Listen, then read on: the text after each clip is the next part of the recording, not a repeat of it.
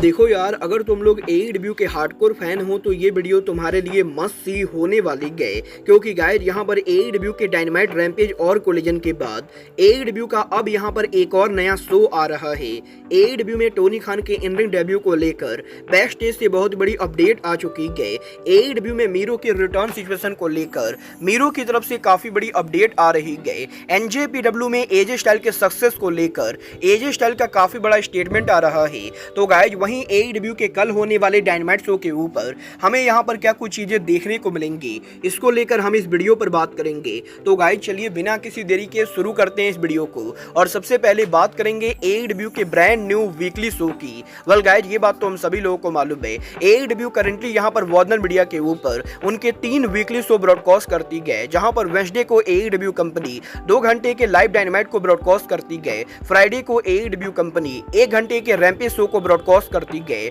और AEW company अब यहां पर सैटरडे नाइट के ऊपर 2 घंटे के कोलिजन को ब्रॉडकास्ट करती है। और यहीं डब्ल्यूबीडी पर एईडब्ल्यू के 3 बड़े शो के बाद अब यहां पर एईडब्ल्यू कंपनी जब वार्नर मीडिया के साथ न्यू कॉन्ट्रैक्ट साइन करने वाली है, तो गाइस वार्नर मीडिया और एईडब्ल्यू के इस न्यू कॉन्ट्रैक्ट के साइन होने से पहले ही वार्नर मीडिया अब यहां पर एईडब्ल्यू का एक और नया शो ला रही है। और गाइस फाइटफुल सेलेक्ट ने यह कंफर्म कर दिया है कि वार्नर मीडिया और एईडब्ल्यू के बीच में न्यू शो को लेकर डील यहां पर फाइनलाइज हो चुकी है। और यहां पर अभी तक ये क्लियर तो नहीं हुआ है कि एईडब्ल्यू का ये नया शो क्या होने वाला है, बट गाइस यहां पर ये कंफर्म हो चुका है कि पॉसिबली इसी हफ्ते के अंदर वार्नर मीडिया या एईडब्ल्यू के द्वारा न्यू शो को लेकर अनाउंसमेंट की जाएगी। और अब जबकि एईडब्ल्यू के इस न्यू शो को लेकर न्यूज सामने आ रही है, तो गाइस काफी सारे फैंस के मन में ये भी सवाल है कि क्या यहाँ पर एईडब्ल्यू का ये नया टीवी शो एईडब्ल्यू का कोई रियलिटी शो होने वाला है, क्योंकि गाइस इससे पहले भी पिछले 2 साल के अंदर एईडब्ल्यू ने उनके 2 रियलिटी शो ब्रॉडकास्ट किए हैं, जहां पर एईडब्ल्यू कंपनी ने कोडी रोड्स को लेकर road to the top reality show बनाया था। तो वहीं लास्ट ईयर एईडब्ल्यू के द्वारा ऑल एक्सेस रियलिटी शो बनाया गया था। वेल गाइस फाइटफुल ने यह भी कंफर्म कर दिया है कि एईडब्ल्यू का ये जो नया शो आ रहा है ये एईडब्ल्यू का कोई रियलिटी शो ना होके बल्कि बिल्कुल ही डिफरेंट शो होने वाला है। और गाइस यहाँ पर फाइटफुल को ये तो नहीं पता है कि एग्जैक्टली एईडब्ल्यू का ये शो कोई रेसलिंग शो होगा या फिर किसी और तरीके का शो होगा, बट गाइस यहाँ पर इतना कंफर्म हो चुका है कि एईडब्ल्यू कंपनी डब्ल्यूबीडी के साथ मिलकर अब यहाँ पर उनका एक और शो लॉन्च करने वाली है। और पॉसिबली आने वाले 7 दिनों के अंदर आपको यहाँ पर ऑफिशियली ये पता चलेगा कि एईडब्ल्यू का ये नया शो क्या होगा। वेल देखना बहुत ही दिलचस्प होने वाला है कि आज रात को वार्नर मीडिया के अपफ्रंट के ऊपर वार्नर मीडिया एईडब्ल्यू के इस न्यू शो को लेकर कोई अनाउंसमेंट करती है या नहीं। वेल गाइस क्योंकि यहाँ पर कहीं भी फाइटफुल ने ये नहीं कहा है कि एईडब्ल्यू का ये नया शो कोई टीवी रेसलिंग शो होगा, तो मुझे यहाँ पर इसके भी हाई चांसेस लगते गए कि पॉसिबली एईडब्ल्यू का ये show AEW company actual TV पर ब्रॉडकास्ट ना करके बल्कि पॉसिबली सोशल मीडिया के ऊपर ब्रॉडकास्ट करेगी। और जैसे डब्ल्यूडब्ल्यूई कंपनी ने रिसेंटली उनका स्पीड शो लॉन्च किया है, हो सकता है वार्नर मीडिया और एईडब्ल्यू के द्वारा सोशल मीडिया के लिए कोई शो बनाया जा रहा हो। बट गाइज अगर यहाँ पर सच में एईडब्ल्यू कंपनी सोशल मीडिया के अलावा एक्चुअल टीवी पर शो लाने वाली है, तो गाइज ये यहाँ पर काफी बड़ी बात है। मतलब ये तो आने वाला टाइम बताएगा कि एईडब्ल्यू का ये नया टीवी शो क्या होता है और ये शो सोशल मीडिया और एक्चुअल टीवी में से एग्जैक्टली कहां और कब ब्रॉडकास्ट होता है। बट गाइज जहां तक बात रही एईडब्ल्यू की, तो गाइज जैसा कि हम सभी लोगों को मालूम है करंटली यहां पर एईडब्ल्यू के अंदर एईडब्ल्यू में टोनी खान वर्सेज एलीट की स्टोरी लाइन चल रही है, जहां पर टोनी खान पर एलीट के अटैक करने के बाद खान ने तो ये क्लियर कर दिया है कि वो यहां पर इस स्टोरी लाइन के अंदर अब यहां पर और फिजिकल सेगमेंट नहीं करेंगे और एईडब्ल्यू के अंदर वो यहां पर एलीट की स्टोरी लाइन के अंदर रेसलिंग तो बिल्कुल भी नहीं करेंगे। बट गाइस यहीं अभी सप्ताह WWE hall of famer RBD ने उनके लेटेस्ट इंटरव्यू के अंदर टोनी खान के पॉसिबली रेसल करने को लेकर बात की है, जहां पर आरबीडी का ये कहना है कि वो यहां पर लंबे टाइम से एईडब्ल्यू के अंदर पर अपीयरेंस के ऊपर काम कर रहे गए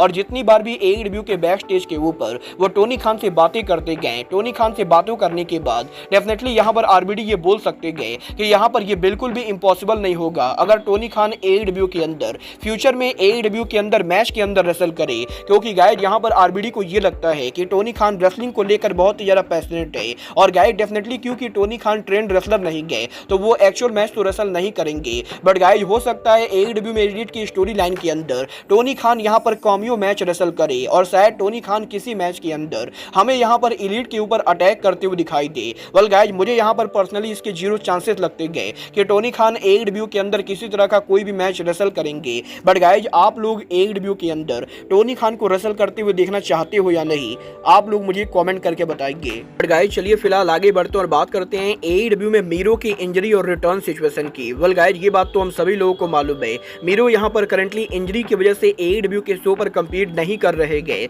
और अब यहीं इस हफ्ते मीरो की तरफ से ये अपडेट आ रही गए कि वैसे तो मीरो के इंजरी को लेकर वो यहाँ पर ऑलरेडी उनकी सर्जरी करा चुके गए। बट गाइज यहाँ पर इसका मतलब ये बिल्कुल भी नहीं गए कि मीरो हाल फिलहाल में AEW के ऊपर रिटर्न करेंगे, क्योंकि गाइज अब भी यहाँ पर मीरो को इंजरी से रिकवर होने के अंदर अच्छा खासा टाइम लगने वाला है। और गाइज अभी यहाँ पर AEW के मेडिकल टीम के द्वारा इस चीज को क्लियर नहीं किया गया है कि मीरो AEW पर उनका रिटर्न कब करेंगे। अब ये तो आने वाला टाइम बताएगा कि मीरो AEW पर उनका रिटर्न कब करेंगे। बट गाइज चलिए फिलहाल आगे बढ़ते हैं और बात करते हैं WWE superstar the phenomenal one AJ style की। वेल गाइज ये बात तो हम सभी लोगों को मालूम है, AJ स्टाइल के WWE पर आने से पहले AJ स्टाइल ने लगभग उनका पूरा रेसलिंग करियर TNA रेसलिंग के अंदर दिखाया है। और guys AJ style TNA wrestling के अंदर लगभग यहाँ पर 10 सालों तक काम कर चुके गए। और गाइज अमेरिका में AJ स्टाइल के पॉपुलरिटी का रीजन और कोई नहीं बल्कि TNA रेसलिंग है। बट गाइज इस हफ्ते AJ स्टाइल के लेटेस्ट इंटरव्यू के अंदर AJ स्टाइल ने उनके पॉपुलरिटी और वर्ल्ड वाइड फैन बेस को लेकर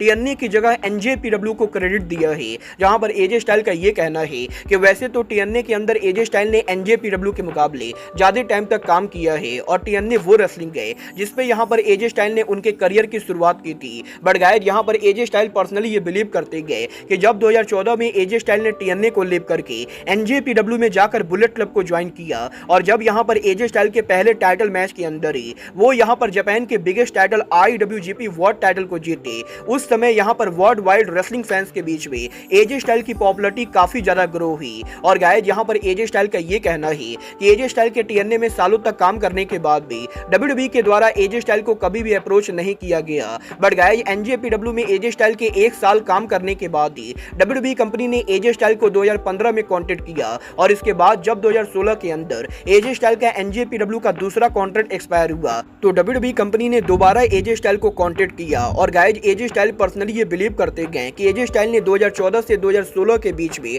जापान के अंदर बुलेट क्लब और NJPW के अंदर जो कुछ चीजें की उसी की वजह से आज यहाँ पर वो WWE के अंदर है। और डेफिनेटली AJ स्टाइल उनके करियर के सक्सेस का रीजन काफी हद तक NJPW कंपनी को मानते गए। वेल गाइस डेफिनेटली यहाँ पर मैं AJ की बात से पूरी तरह से एग्री नहीं करता हूँ, बट गाइस डेफिनेटली क्योंकि NJPW कंपनी TNA के मुकाबले काफी ज्यादा पॉपुलर है तो गाइस डेफिनेटली NJPW की वजह से AJ स्टाइल का WWE पर आना पूरी तरह से जस्टिफाइड है। बट गाइस चलिए फिलहाल आगे बढ़ते हैं और बात करते हैं AEW के कल होने वाले डायनामाइट शो की। वेल गाइस बात करें AEW के कल होने वाले डायनामाइट शो की तो अब मैं आपको बता दूं कल यहाँ पर AEW का Dynamite show AEW company Angel of the Winds Arena में करेगी, जहां पर AEW के डायनामाइट की ओवरऑल कैपेसिटी AEW ने करीबन 3876 के बराबर रखी गए, जहां पर 3876 टिकट में से AEW ने लगभग यहां पर 3300 टिकट सोल्ड आउट कर दिए हैं। बट अब भी यहां पर कल के डायनामाइट शो के ऊपर AEW को करीबन 500 टिकट सोल्ड आउट करना बाकी गए, जो कि मेरे हिसाब से किसी भी कीमत पर नहीं होगा। और डेफिनेटली एक बार फिर से कल डायनामाइट शो के ऊपर हमें यहां पर लो क्राउड देखने को मिलेगी। बट गाइज बात करें शो के मैचेज और सेगमेंट की तो कल यहां पर AEW के डायनामाइट शो के ऊपर हमें यहां पर AEW के अंदर एडम कोल मलाकाई ब्लैक को डबल और नथिंग पेपर व्यू के लिए कॉल आउट करते हुए दिखाई देंगे। तो वहीं AEW के डायनामाइट शो के ऊपर कल यहां पर विल ऑस्प्रे और रॉड्रिक स्ट्रॉन्ग के बीच में AEW के इंटरनेशनल चैंपियनशिप से पहले हमें यहां पर फेस टू फेस सेगमेंट देखने को मिलेगा। बट इसके बाद AEW के वुमेन डिवीजन की तरफ से women champion Tony storm Harley Cameron को नॉन टाइटल मैच में फेस करेंगी। तो वहीं कल पे शो के ऊपर रेन मेकर काजुचिका ओकाडा एक्शन में होंगे, जो AEW के कॉन्टिनेंटल चैंपियनशिप को डेक्स हार्डवुड के खिलाफ डिफेंड करेंगे। बट इसके बाद AEW के EVP द यंग बक्स कल डायनामाइट शो के ऊपर मैट साइडल और क्रिस्पर डेनियल को फेस करेंगे। तो वहीं AEW के कल होने वाले डायनामाइट शो के ऊपर AEW के अंदर जेफ कॉब उनका रिटर्न करेंगे, जो यहां पर काइल फ्लेचर के साथ मिलकर जॉन मॉक्सली और ब्रायन डेनियल्सन को फेस करेंगे।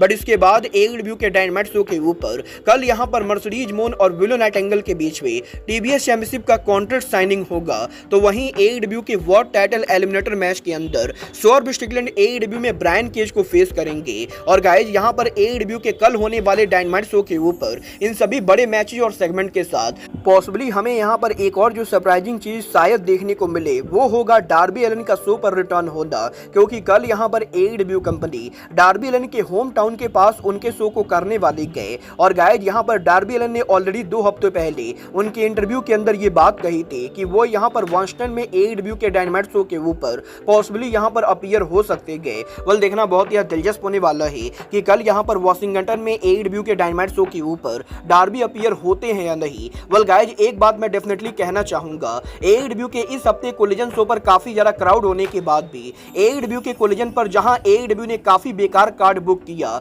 वहीं AEW के इस हफ्ते डायनामाइट शो के ऊपर लो क्राउड होने के बाद भी कल के डायनामाइट शो के ऊपर काफी सारे बड़े मैचेज और सेगमेंट कंफर्म है। और मुझे पर्सनली ऐसा लगता है कि कल यहां पर डायनामाइट पर जो मैचेज और सेगमेंट होने वाले गए, वो चीजें अगर यहां पर AEW कंपनी यहां पर वैंकूवर में कोलिजन पर करती तो शायद यहां पर कोलिजन और भी ज्यादा बेटर होता। बट गाइज आप लोग कल के डायनामाइट के लिए एक्साइटेड हो या नहीं, आप लोग मुझे कमेंट करके बताइए। बट गाइज अब आज के इस वीडियो में बस इतना ही। मैं मिलता हूं आपसे अपने अगले वीडियो में। बट गाइज तब तक के लिए goodbye, good night and bang.